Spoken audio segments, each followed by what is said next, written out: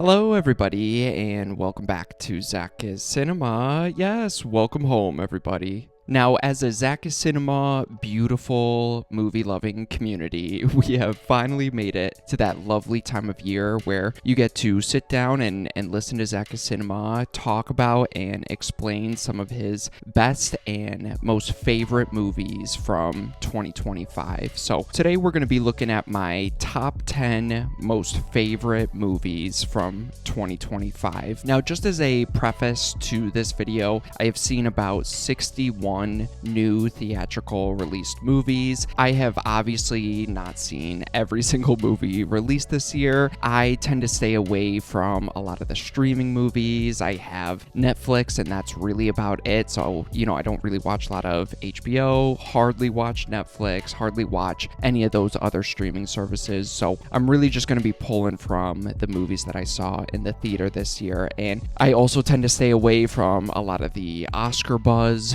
nominations kind of movies. They're just not really my thing. So just as a heads up, if you don't see a movie that you loved on here, I either didn't see it or it's just not my particular taste is all. And I always find these end of the year ranking videos and lists very hard to kind of put in order. So these are just top 10 of my favorites, really no particular order. I would say my top 3 is my kind of best of the best, but really even those top 3 could be kind of interchangeable. This whole list can be really interchangeable. So I really didn't pay too much attention to the order. It just kind of gives it a nice kind of countdown to my number one. I think I'm fairly certain my number one is my number one, but just as a preface here, no particular order, and this is just ZakIsCinema's beautiful opinion here. So let's jump into the top 10 list, starting with, oh wait, does ZakIsCinema I think has a bonus one, because starting at number 11, we're going to go with Marty Supreme. I am including this one as my 11th or kind of bonus feature kind of one because I just saw this movie late last night and I'm recording this in the next day, right in the morning. So I feel like I need to sit on it a little bit more. I would really like to rewatch it, see if my opinion kind of changes on the ending or some of the issues that I had with it in some spots. So I didn't feel comfortable enough deleting one from my list and replacing it with Marty Supreme. So I'm like, fuck it, let's just include a number 11 here because I thoroughly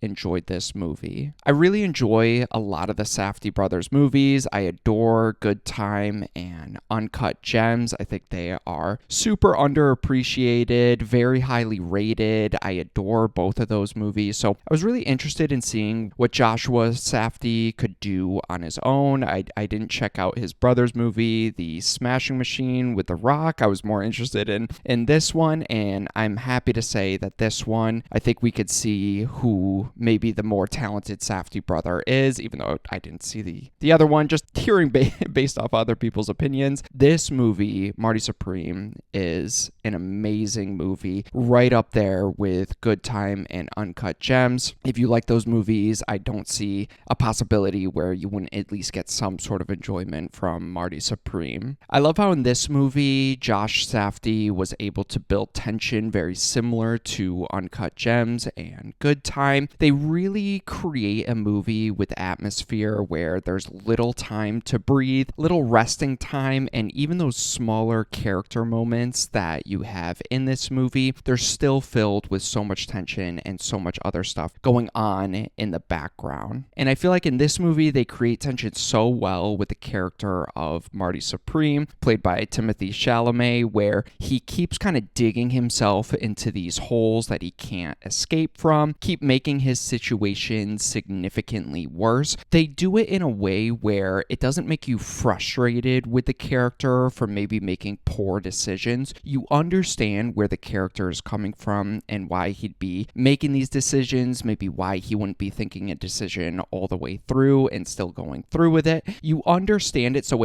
it's frustrating on a tension level, but it never makes you upset or angry towards the character or writing, which I feel like is such a difficult thing to really balance, because there's nothing worse than just idiotic decisions to keep the plot moving forward. There are some idiotic decisions in the movie, but it's purposeful. It tells a greater story for the character, lets you know a little bit more about the character as well, and just creates a movie so riddled with tension and anxiety. And again, what the Safdie brothers do so well, and in this case just one of the brothers does so well, is they create this world with so many dirty, grimy characters, including our main character, that not everyone is very likable, but they balance it again so well, where you're always at least rooting for Marty Supreme here. They're not the traditional likable characters or protagonists in this case, but you're always rooting for him and you really want to see him succeed despite all of his character flaws. I think they balance that so well and make such a realistic character that you can kind of get behind, even though they're not 100% perfect, which just kind of creates a unique experience. And I think I had to include this at number 11 here, because at the end of the day, they took a movie about a ping pong player, a sport that I really do not care about, even though I'm kind of nasty with ping pong. I destroy my cousins all the time. I'm pretty good. I think I could go a couple rounds here with Marty. But they took a movie and premise that I was not very interested in and made such a tense thriller, made this 2.5 hour long ping pong crime movie and made it feel like a breezy 1.5 hour experience. I've never seen a 2.5 hour movie go as quickly as this one, so I knew I had to include it as my bonus one here. Number 11, coming in, we got Marty Supreme. But let's jump into the original top 10 here. Coming in at my number 10, we got the movie Together. I really love horror when it can blend a psychological approach, blend realistic characters, and a story that you can kind of connect to. And this is a prime example of blending all three of those beautiful things. It's one of those horror movies that connects with you on the story level, the character level, and really kind of lingers in your mind long after you watched it. I think it hits emotionally in a way that feels personal and unsettling rather than just shock value, if that makes sense. I feel like we've kind of gotten into a rut with modern horror or modern psychological horror where it's solely focused on trauma and grief, and I think this movie had a refreshing approach where there's still hints of those themes and messages that are very relevant to the movie, but it felt refreshing on how it kind of tackled relationships, codependency, and different attachment styles. I think using horror to explain and explore something that starts as loving and supporting and showing how it can slowly turn into unhealthy and a frightening situation for the characters in the movie, but also if you've ever experienced a relationship like this. And I think that's my biggest positive with the movie, is just how it explains and centers a story around a relationship that isn't traditionally abusive or outright abusive, but it's so very toxic for the two characters slowly becoming so codependent on each other to the point where they literally and physically are fusing within each other. It is so relatable, at least to me and past experiences that I've been in. It feels like the kind of couple that many people either know a couple like that, have been in a relationship like that, or maybe are in a relationship that is kind of headed that way, and kind of shows the horror beneath closed doors in some relationships. And to me, the movie just kind of tapped into such a personal, specific fear of mine, where it highlights becoming complacent in life, in a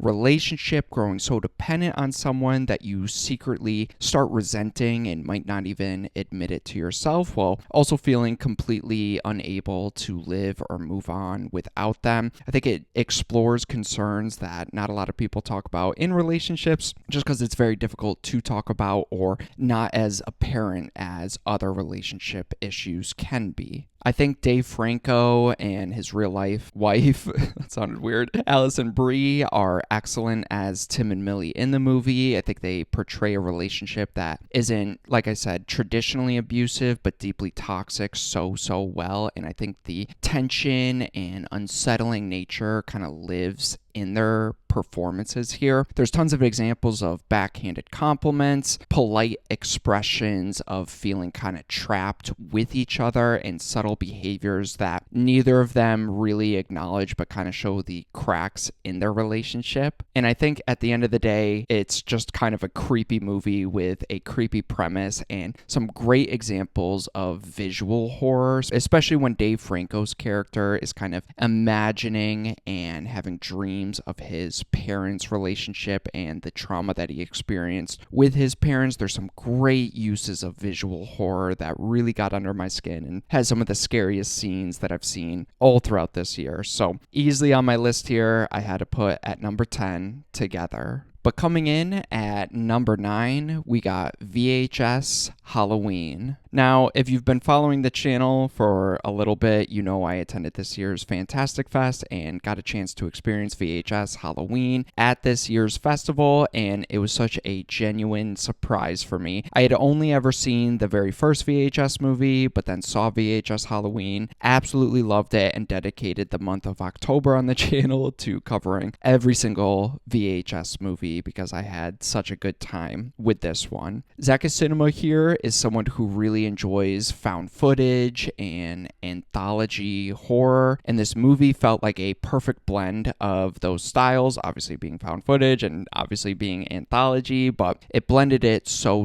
well. I think it had great humor in some of the shorts, some gross out moments, some real scares into something that feels tailor-made to experience during the Halloween season. And maybe it could have tied into the holiday of Halloween maybe a little bit more, but I really do think they're, in the majority of the segments here, they really tie into Halloween, and a lot of bad things happen to characters that aren't following the traditional rules to Halloween, like being too old to trick or treat, taking more than one piece of candy, which kind of helps make this movie feel a little bit more cohesive, even though it doesn't have a narrative through line. I adored segments like Fun Size and Coochie Coochie Coo, which fully embrace that weird, unsettling imagery, strong practical effects, and a memorable concept that really sticks with you. And at the end of the day, I just had a lot of fun with all these segments. The only one that I wasn't too high on was Kid Print, but not taking anything away from it, it was just so fucked up and so hard to watch in a good way, but I felt like it didn't fit the kind of fun, over-the-top nature all the other segments were going for, so I wish that was maybe in a different VHS movie or maybe restructured a little bit, but I still think it goes for such an extremely dark premise that some people might even appreciate that one the most. But like I said, I had a fun time with VHS Halloween. I've seen it twice and enjoyed it both times. So on my list here, coming in at number 9, we got VHS Halloween. But coming in at number 8, we got this year's Superman. Now, I wouldn't say this was my most anticipated movie of the year. I think in my review, I used the wording of my most curious movie of the year because I think it had a ton of weight on its shoulders, and in my opinion, it fully delivered on what I was hoping it would deliver on. I think it had a lot of pressure on it with rebooting the DCEU, turning into the DCU under James Gunn, and this movie really felt like a fresh start after years and years of studio missteps. And to me, the biggest compliment I can give this movie is how unique and timely the movie really feels. It feels like an old school, cheesy Superman movie from the 70s and 80s, tied in with modern superhero tropes and style. So I think it blended that so well. It didn't reinvent the genre, but it arrived at a perfect moment when superhero movies felt so fatigued and redundant. This one easily stood out to me as being the best superhero movie this year. I loved its tone, visuals, the colors, the energy, the visual identity this movie had was very special and really stood out to me. And I feel like I haven't really seen that in a comic book movie in quite some time. I think since Guardians of the Galaxy Volume 3 by James Gunn, so I think that makes sense. I think David Cornsweet did an amazing job at portraying Superman. He was very hopeful, lighthearted, and very emotionally vulnerable. That didn't come off as cheesy or like we're weakening the character of Superman. I really appreciated how this Superman kind of just wears his emotions very openly. He expresses frustration, doubt, vulnerability. Very different than Henry Cavill's portrayal, even though I love both of them. I think this one really worked for the universe that James Gunn is hopefully moving forward with creating. I think the relationship between Superman and Lois is a major strength. Having Lois already know his identity kind of created a more mature, believable dynamic with real conflict and disagreements at parts, and their chemistry really highlighted one of the biggest strengths of this movie, which is their relationship. So I think James Gunn delivered a strong, action-packed, world-building Superman adventure here. The CGI, the practical effects were incredible. The outlandish characters really fit within this universe. It felt creative, fresh, and new, and I just had a really, really fun time with this movie,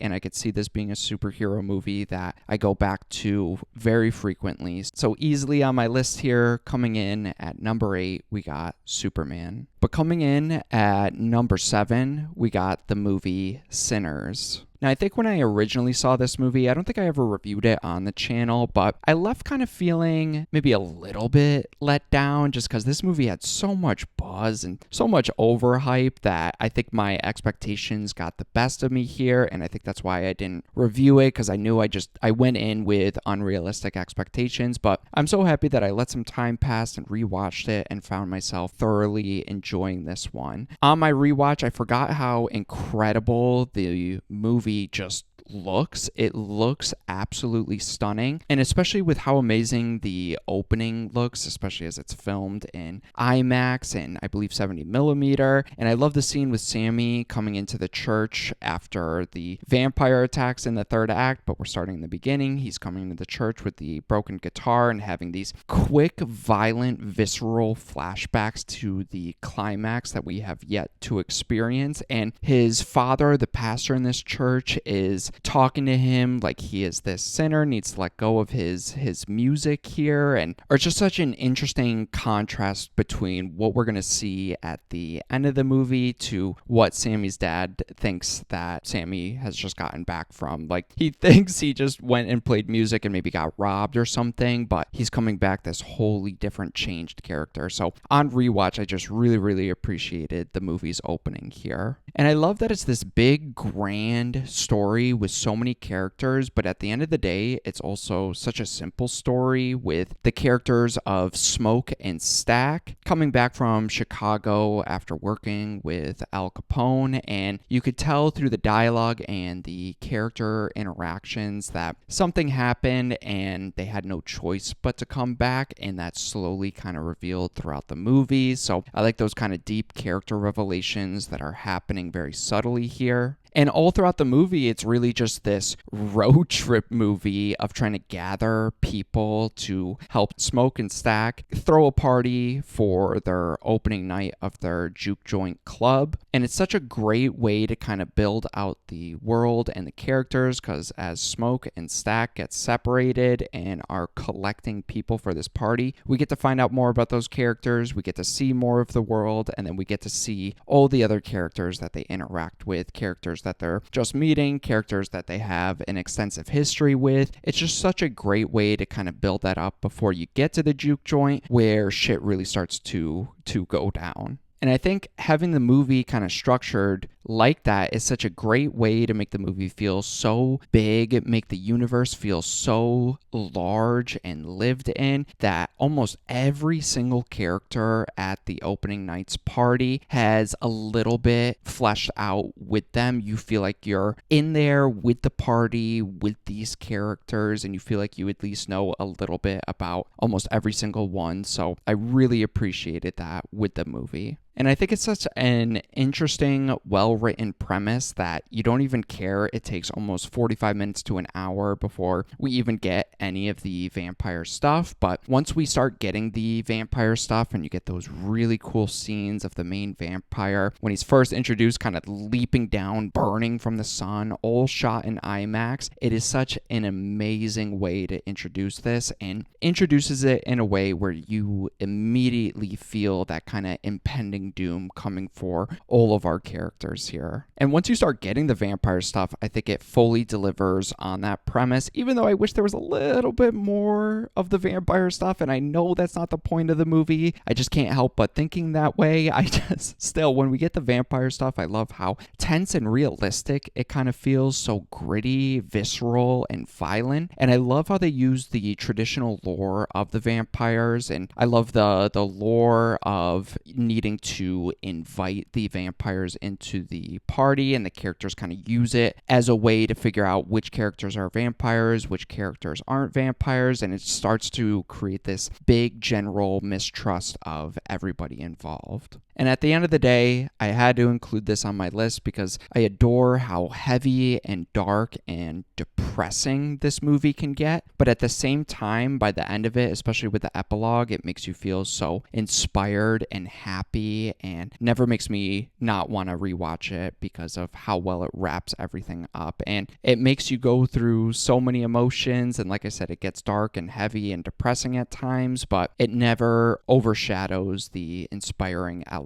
So easily on my list, number 7, we got Sinners. But coming in at number 6, we got Final Destination Bloodlines. Now again, if you've been following the channel this past year, when I really started ramping some things up, I covered all the Final Destination movies leading up to Bloodlines here. And if you saw my ranking, you know Bloodlines was my number 1, and I still stick by that. I really enjoyed this movie so much, and I feel like a lot of people are kind of forgetting about it this year. I think it was absolutely amazing. I think the opening premonition is one of my favorites at the Skyview Tower. I think it stands out to me because it introduces real characters in the story instead of just kind of throwing us into this over-the-top spectacle, and I think it makes that disaster part hit harder when you kind of are following some set characters there in the premonition. And I like how this movie still follows the Final Destination template and formula, but isn't afraid to kind of switch things up and makes it feel very different than all of the other ones in the franchise. I like that the twist in here is the person with Iris in the beginning with the premonition. We aren't just following her the entire movie, but instead we're following bloodlines and family trees here, and we follow the granddaughter Stephanie. I think that simple little change immediately tells you that this formula is about to be switched up a little bit, and I think it really worked for me. I think the family dynamic at the core of the story works well because Iris becomes this fascinating kind of figure, this woman who is understanding death's design and trying to warn her family and keeping herself isolated from her family to protect her family tree. And I think that premise and that story just works so much more. It feels like a more fleshed out kind of idea that is character driven first. And again, I like how the bloodlines kind of ties into the lore dumping scenes here too. For example, with Stephanie visiting Iris's bunker and learning the rules of death and how it's infected all these family trees since that original opening's premonition. I think it's a more natural progression in the series. I think it works better than just having a legacy character kind of dump it, or some random character kind of dump it, or Bloodworth in this example just kind of dump this lore. It adds more to the motivation and highlights more of the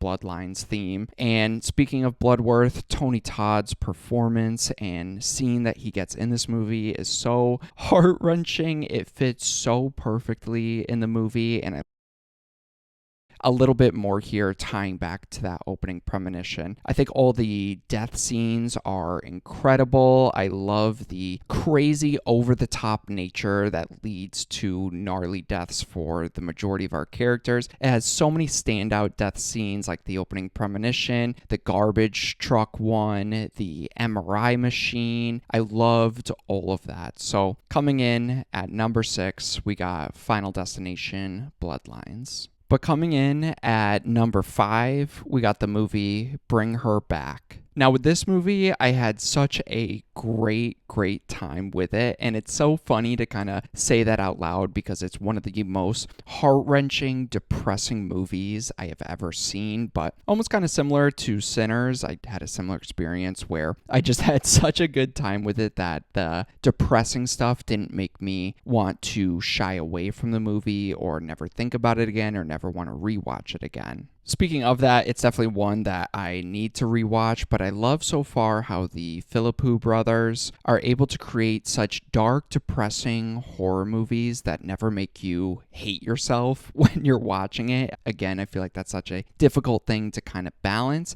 I think this movie doesn't hold back and creates such a heavy film that is worth revisiting and rewatching. And I like how in this movie they took a simple horror story that you've seen before with this evil mother trying to bring back her dead daughter, but instead they kind of flip it on its head a little bit by making it a deep character study of a movie that kind of focuses on all these different characters, a beautiful sibling dynamic that kind of focuses on loss, moving on, and like I said, the sibling dynamic is so complicated yet feels so realistic and so relatable. And at the end of the day, it's just a scary premise that shows you how far people will go after experiencing a loss and don't know what to do after experiencing that loss. Similar to Talk to Me, I loved how gnarly this movie gets. I don't think it's overly graphic, but instead those gnarly graphic scenes really stand out to you because they're kind of few and far between. The gore is amazing, the practical effects are amazing, and I appreciated this movie's dark ending, and I fully understand if that didn't work for you. I've seen a lot of people with that opinion, but I'm so happy that it didn't just try to play out in a happy or somewhat kind of happy way. It's just a depressing movie where these characters get in such a fucked up situation that there's really no getting out of it, and unfortunately that's just how it plays out. So sometimes I appreciate movies that just go for it and have that dark ending, and this is one of them, so I had to include it on my list here. Number 5, we got the movie Bring Her Back. Coming in at number 4, we got Predator Badlands. And this movie was such a nice surprise that I saw a couple times in the theater and was such a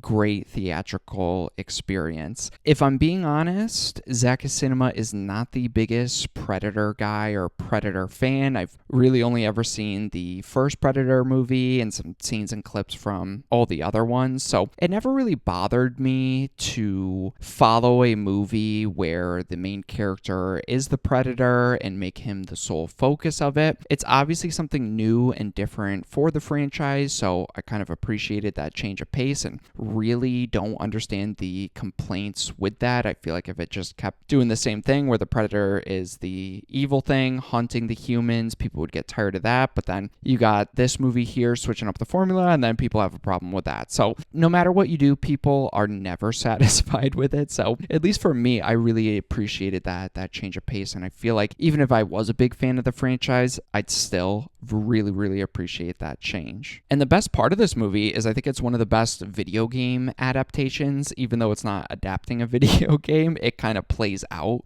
like a video game with some of the best elements that a video game can bring to a player. We follow our main Predator here getting lost on this new planet, having to make new friends, having to make new allies, and rebuild his arsenal of weapons to fight mini bosses and the big boss. boss, and then get to the epilogue final battle with his father. So it kind of plays out with that similar story structure you've probably seen before in video games and in movies, but this movie does it so well. And I think visually this movie looks incredible. The CGI was very believable. The worlds were very believable. I love the technology, and again, loved how they were blending the alien world with the predator world with the Weyland-Yutani company. I appreciated all of that stuff. And at the end of the day, I just really got invested in this simple story of this predator being the runt of his litter, of his clan, trying to prove himself to his family and to himself. He ends up seeing his brother get killed by his father. That sets him off on this journey and mission, and then has to come back and fight and destroy his father. It's a tried and true story that plays out so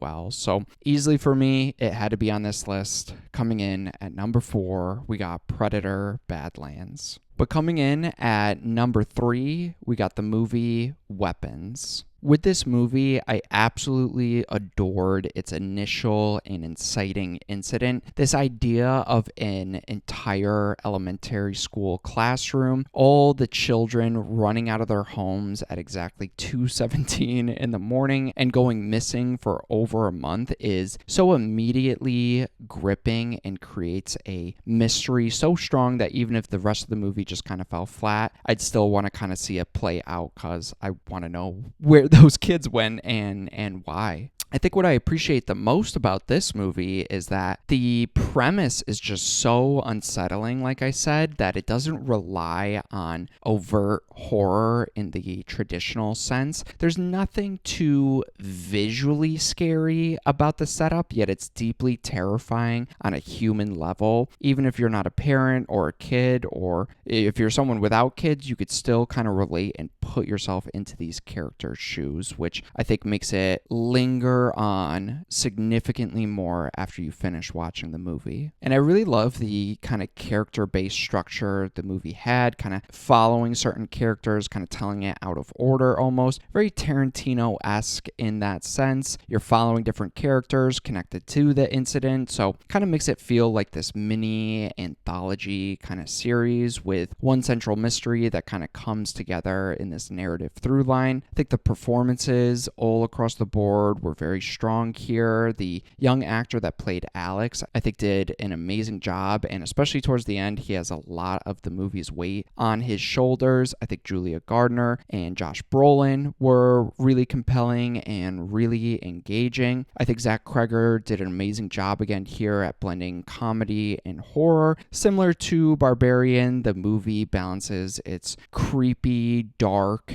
side of the movie and blends it so well with some absurd humor that never really takes away from the horror. And I think the way that this movie wraps up with its introduction of Gladys is absolutely incredible, and I'm so happy to see that Gladys has become this like household name, that they're even talking about a spin-off movie with her. I think the climax to this movie perfectly showcases what Zach Kreger does so best, where he's able to deliver something that is creepy, funny, over the top, and disturbing all at the same time. I thoroughly enjoyed Weapons and enjoyed it even more on my couple of rewatches, so had to include it on my list here. Number 3, we got Weapons. But coming in at number 2, we got the movie Begonia. I think this movie is truly incredible. It's an incredible movie, but also just so incredible to look at. For some reason, it kind of reminded me of my first time experience watching The Revenant, just the way they used lightings, framed characters, and the focus that they had with the cameras. It kind of has that similar vibe where it's a smaller story, but it feels so grand scale and something special and unique. I think the movie has such a cool premise where they took these insane characters who are these basement dweller conspiracy theorists and made it feel so real and realistic that you could see some insane people actually try to go through with something like this because it lines up with what they believe in.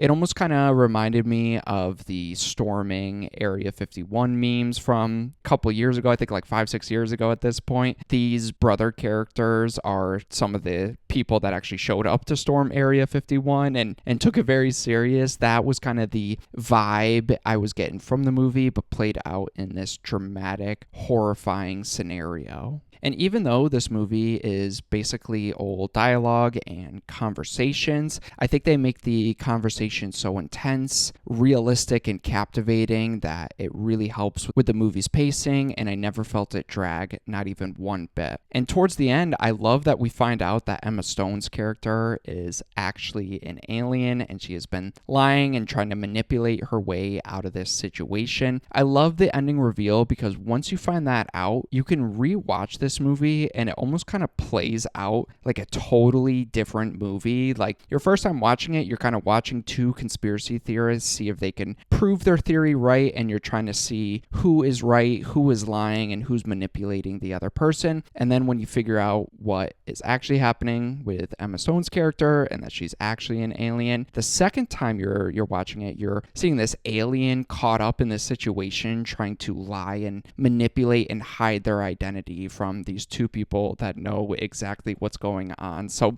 I appreciate that you can watch this movie so many times, have so many discussions with it, and have a different experience even after you find out the ending character reveals. So I think that's a pretty special experience for any movie. So had to include it on my list. Number 2, we got Begonia. But coming in at my number 1, we got the movie Friendship. Now, I know I said this list is in no particular order, but my number 1 is easily Friendship. It is the movie that I have rewatched the most this year. I've seen it about 3 or 4 times and found myself adoring it, appreciating it even more on every single rewatch. It's one of those movies that I just become kind of obsessed with. It always happens to me a couple times a year. I know this year I got obsessed with the movie They Live. When I watched Nora for the first time, I got obsessed with it, and Friendship is one of those where I watch it once and then I rewatch it again, show someone again, and in a 2 to 3 month period, I find myself watching it like 4 or 5 times, and that is exactly what happened with the movie Friendship. I think this movie is easily the funniest movie I have seen in years, and it's not in that traditional comedy or buddy comedy kind of angle, trying to be overly edgy, overly sexual, but the movie's comedy kind of is mixed with this dry sense of humor that The Office does so well, thrown in with insane premises and situations, and mixed with this psychological horror vibe that kind of comes together in this funny, unique way that is so unsettling and creates an atmosphere that I feel like I've never experienced in a movie before this one. And I really just enjoy the story here of Tim Robinson's character being this guy that finds it very difficult to connect with others and finding someone who enjoys spending time with him. Not even his family enjoys it. And once he does find that character and friend in Paul Rudd's character, and once he starts getting comfortable with Paul Rudd's character and his group of friends and really exposes himself to them, they instantly reject him and push him away. Once they reject him, Tim Robinson's character kind of goes on this insane journey of trying to find acceptance in anyone or anything, including Paul Rudd's character and Tim Robinson's family. I love how this movie really kind of captures that awkward feeling of creating new friendships, especially when you're growing up and in that adult world trying to create meaningful connections and relationships. I feel like the movie kind of plays out like someone's worst fear of opening up and being rejected by the people just because they showed their true self, and a character that we're following here lacking that self-awareness, and it goes on this insane spiral as to try and figure out why somebody would reject them. I think it kind of plays out in that way when people give you advice like, just be yourself. What's the worst that could happen? This plays out what that worst case scenario could be, and I just found myself relating to these characters, relating to the insane premise, relating to to that anxiety of creating new adult friendships and being worried about what other people think of you. I think it is a perfect movie, and I appreciate the movie's kind of dark ending and made me feel like I was watching this self-aware The Office version of 2019's The Joker, if that makes sense. So easily at number one, I love this movie so much. It is easily my favorite of this year. For 2025, we got the movie Friendship. But yeah, that's about it here, guys. You have my top 11 here for my most favorite movies of 2025. Please down below, let me know if you agree with my list. If you totally disagree with my list, feel free to put down your list down below here so we can compare and discuss our favorites from 2025. Based off my list here, if you've seen a movie that I haven't seen and you think I would like it, please share that information down below. I'd love to hear everybody's thoughts and feelings on their favorite movies from 2025. Keep an eye out for all my end of the year ranking videos. I got about 3 or 4 more planned, so keep an eye out for those. And yeah, that's about it. I appreciate anybody watching my videos, so thank you so much. And yeah, look forward to more ZakIsCinema coming very soon.